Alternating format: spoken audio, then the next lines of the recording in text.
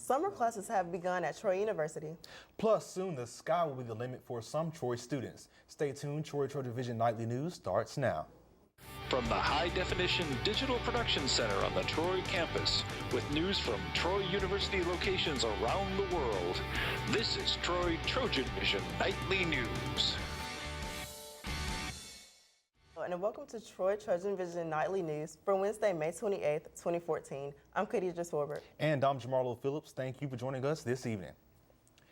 Troy University is known for giving students a chance to fulfill their career aspirations, but earlier this month, the school announced that there will be a new opportunity for future students where the sky is the limit. Clay Yeager has a story. Troy University will soon give students the chance to take flight. It was announced on May 8th that Troy will partner with Mauna Loa Helicopters to offer a degree in aviation starting in fall 2014. The program will offer future pilots a chance to learn to fly without needing military instruction.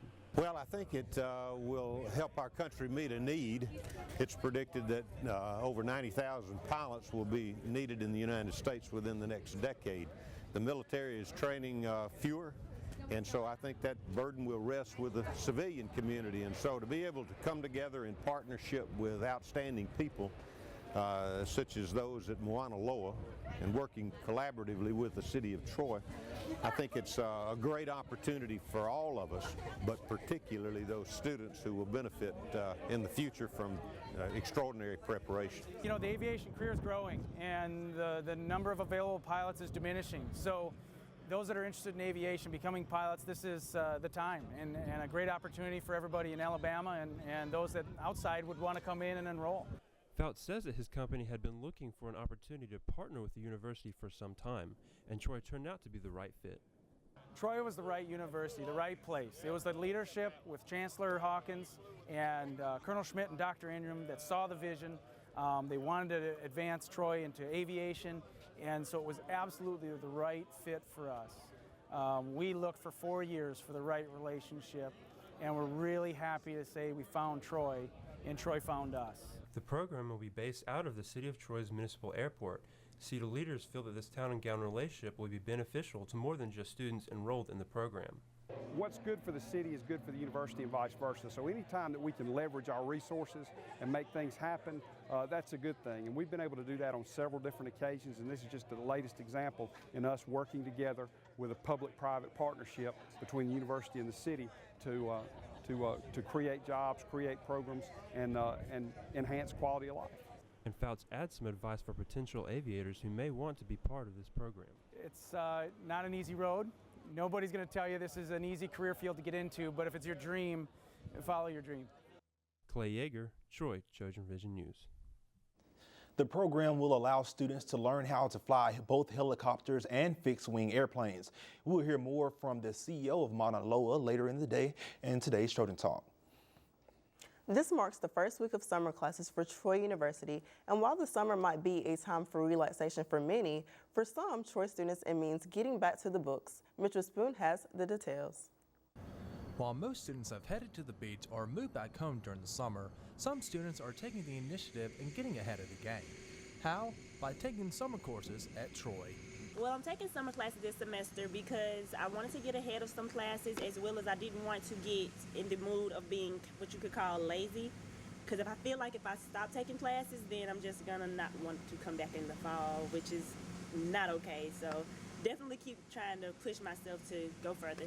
Well, if you're wanting to graduate on time, it's good. Or if you're wanting to go ahead and get some easy classes out of the way, like a lot of people do general studies during the summer. Like speech or computer concepts. I'm actually doing chemistry and genetics because I'm a biomed major.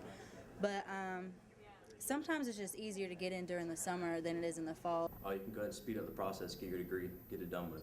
Another question that may be asked is, what are the advantages of taking courses during the summertime? For getting ahead, I'm trying to graduate a little bit earlier than expected, so that would be a great perk as to say taking summer classes. If you can't get in the fall, then a lot of students will try to do it in the summer, so they don't have to wait an extra year. Like a lot of my classes are only offered once a year, and so it's better if you can go ahead and get them done. It really teaches you how to really study a lot better or more efficient.